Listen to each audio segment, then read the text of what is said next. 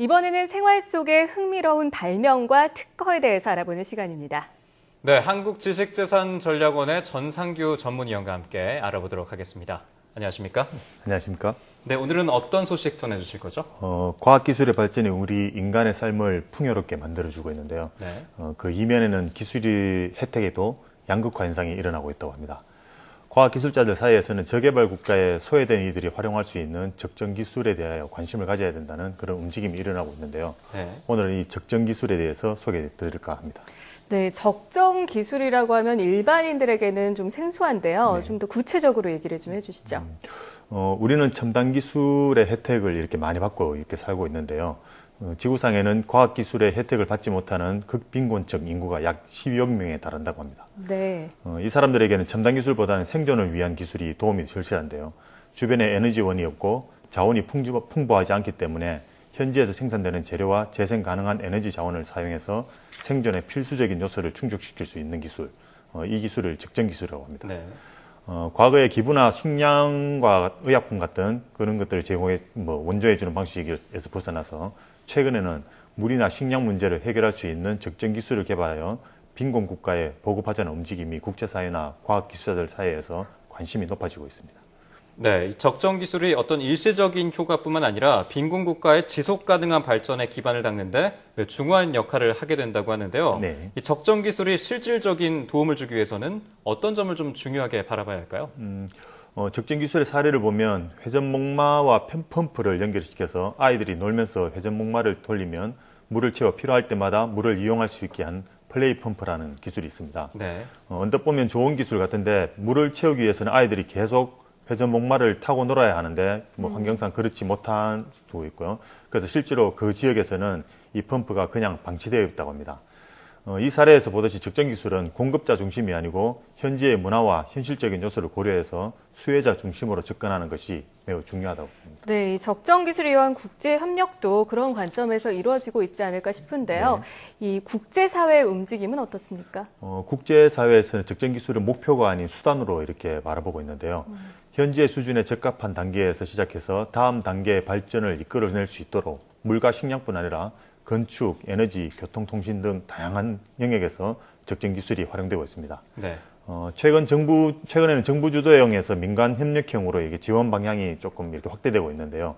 민간의 전문성과 효율성이 공공의 목표와 융합한 지원 방식으로 운영되고 있다고 그렇게 얘기하고 있습니다. 네, 국제사회에서 이렇게 많은 관심을 모아주니까 우리나라도 못지 않을 것 같은데요. 네. 이 우리나라는 어떤 방식으로 지원을 지금 하고 있습니까?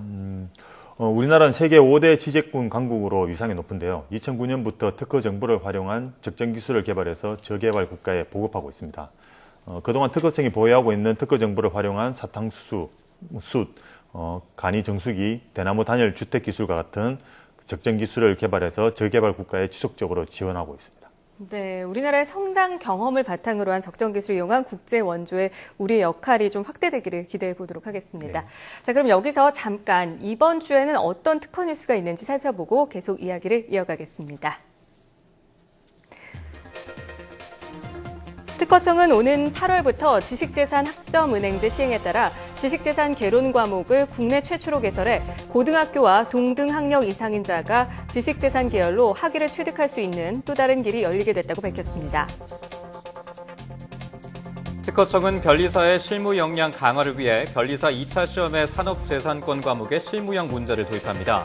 이 선택 과목은 일정 점수 이상 획득 여부만 확인해서 형평성을 제고하는 등 변리사 시험제도 개편을 추진한다고 밝혔습니다.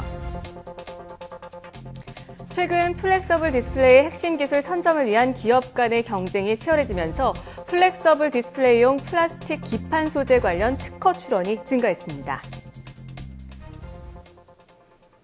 네, 한 주간 있었던 특허 관련 소식 살펴봤는데요. 네. 가장 주목할 만한 뉴스는 어떤 겁니까? 플렉서블 디스플레이가 미래 IT 기기의 핵심 부품으로 개발이 활발하게 진행되면서요. 네. 플렉서블 디스플레이에 사용되는 플라스틱 기판 소재에 대한 특허 출원도 증가했다는 소식이 있었습니다.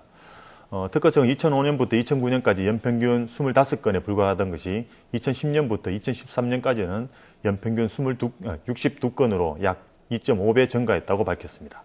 네, 플렉서블 디스플레이가 사실 이렇게 구부려지는 그 디스플레이 아니겠습니까? 예. 이런 것들이 이제 실생활에 많이 이용된다고 하는데요. 네. 주로 어떤 기술원들이 출원되고 있나요? 플라스틱 기판 제조와 관련해서 플라스틱 종합기술에 관련한 특허들이 한 161건으로 전체 43%를 차지하면서 특허 발명을 이끌고 있다고 하고 있고요. 코팅막을 형성해서 여러 가지 기능을 개선하는 기술이 103건으로 28%를 차지하고 있다고 합니다. 네, 이 플렉서블 디스플레이 시장이 조만간에 좀 구체화되면서 가파르게 성장할 것이라고 하는데요.